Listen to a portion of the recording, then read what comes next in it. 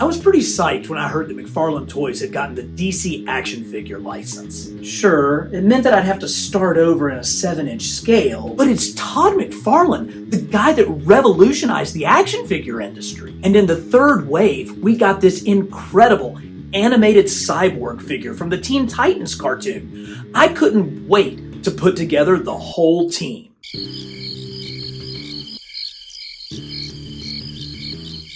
So after the 247th Batman figure, I wasn't getting burned again. Then I saw the promo images for the Dark Knight Trilogy figures. Damn it, Todd, you sucked me back in. Okay, so here is the main set of figures all together, and I gotta say, I think they look really nice. Certainly one of the first things that I notice is when you look at the main characters, the 4 that came individually packed, they scale together really well. They're all sort of the appropriate height and size.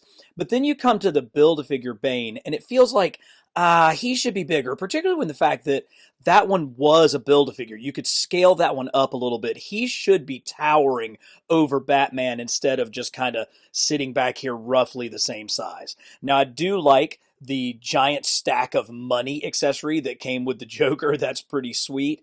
And I think that they did a great job of capturing the screen likeness of these. These aren't meant to be comic figures. They're much more the screen accurate ones like we saw in the Nolan films. So let's take a look at each one of these individually. And I tell you what, let's start with the Clown Prince of Crime.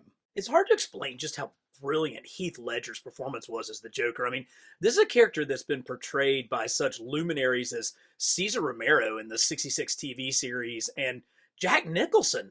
And yet Ledger took a character that's been around for like 70 years and completely made him his own. And I think they did a great job capturing that with this figure here. You know, he definitely has kind of the garish Joker colors with the green and the purple, of course, you know, and then like a different shade of like blue purple going on here. But they're still kind of muted. It's not like it's just pow, like screaming at you. It has that kind of more realistic look.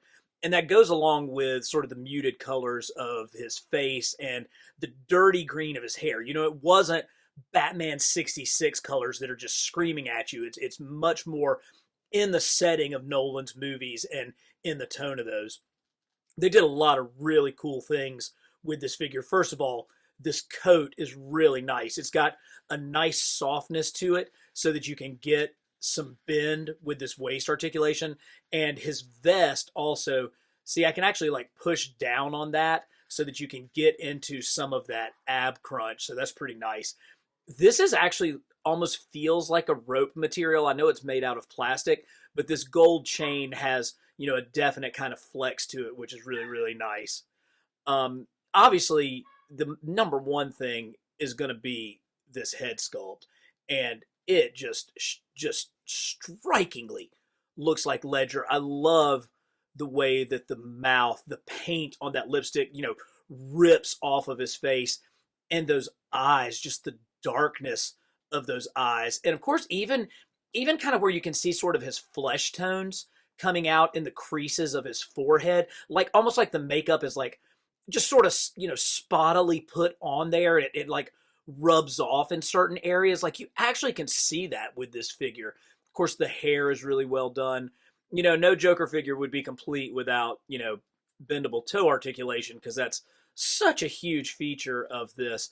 But for my money, I mean, this is as good as like any kind of high-end quality import figure when it comes to sculpting and paint application.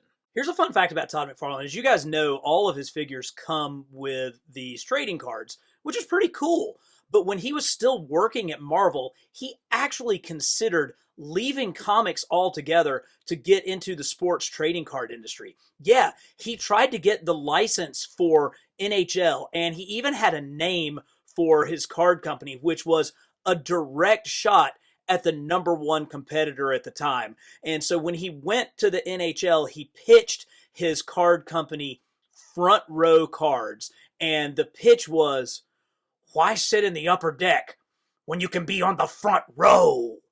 You'll have to forgive my Todd McFarlane imitation there, but I think it's kind of cool. And I think it kind of throws back to the stuff that he's obviously really passionate about. And hey, if you want to know more about what I'm passionate about, Help me get to 50,000 subscribers. I've got a plan to do a carbon scoring secret identity reveal, and you'll see some of the homemade football cards that I've made of my famous team. So if you want to be on the carbon scoring team, go ahead and hit like and subscribe, and you'll get to see what happens as we grow together. So the first installation in Christopher Nolan's Dark Knight trilogy is represented by the Scarecrow. And it's been a while since I've seen that movie, but I don't really think that he appeared like this very much in the film. I think it was more like, Cillian Murphy, the actor, portraying the Jonathan Crane role. And then when he was doing like the hallucinatory stuff to Batman, he put on this god awful, frightening mask. I mean, this is truly the stuff of nightmares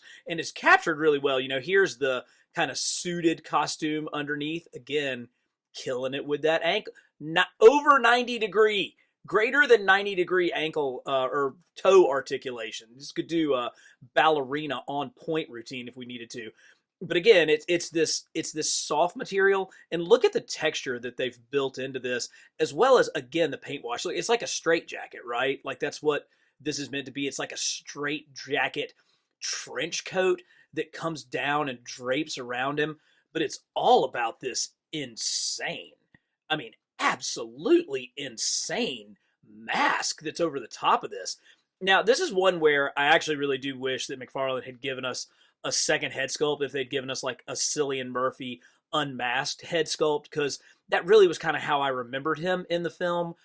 Although I gotta admit, I guess if they gave us like a Cillian Murphy head sculpt, my wife would steal it, because she totally is crushing on the guy after his portrayal in Peaky Blinders, which is kind of strange, because if you look at me and you look at Cillian Murphy, those two people could not be farther apart in appearance. So I'm not sure if I need to be worried about that or if I should just kind of chalk it up to life. But any way you look at it, this is a really, really creepy figure. And it really strikes to McFarlane's horror roots. He did such a great job with horror figures back in his Spawn line, and I'm sure he was just chomping at the bit, or chomping at the noose, so to speak, to get a hold of this Scarecrow and make him in 7-inch form. Yeah, I don't really have any complaints about the second Nolan Batman film, The Dark Knight. It was an absolute masterpiece, and I think it was probably, I mean, you could put the argument that it's right up there with the very best of the MCU movies as far as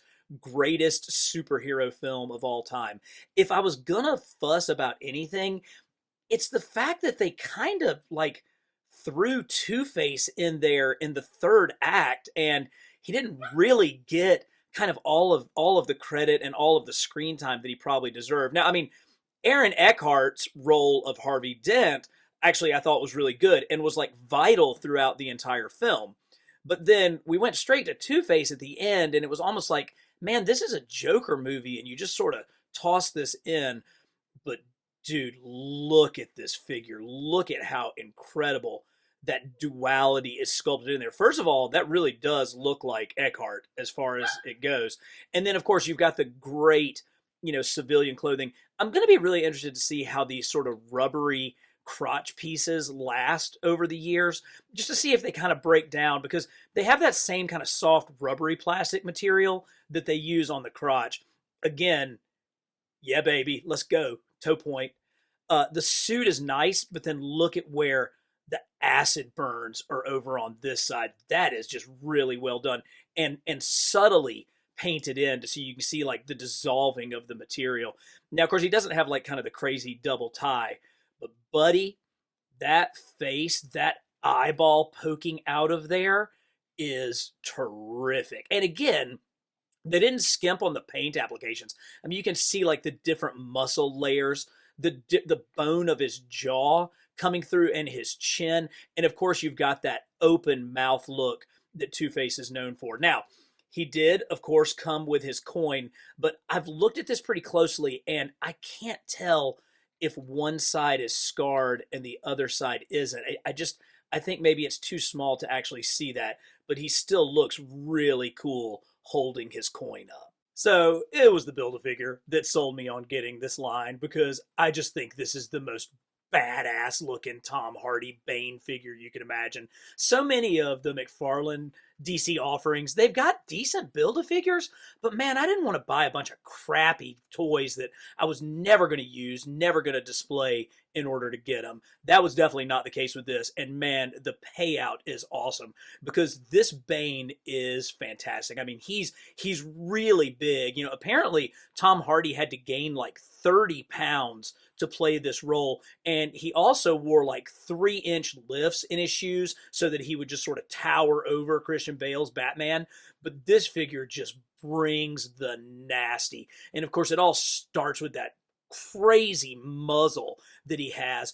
But he's got great articulation. So he's got these built-in butterfly joints that kind of come when you put the figure together. I also like, again, how they did the rubbery material, which allows you to get good bend and flex with this guy, but doesn't screw up the look of the figure. Same thing here. He's got that, kind of rubbery waist joint. And of course, it wouldn't be a super hyper articulated McFarlane figure without greater than 90-degree toe bend, because if there's one thing that if there's one thing that Todd McFarlane is known for, it's articulation. So glad to see that was front and center. Bane comes with a couple of extra hands, but I love these that are just like the crazy angry hands.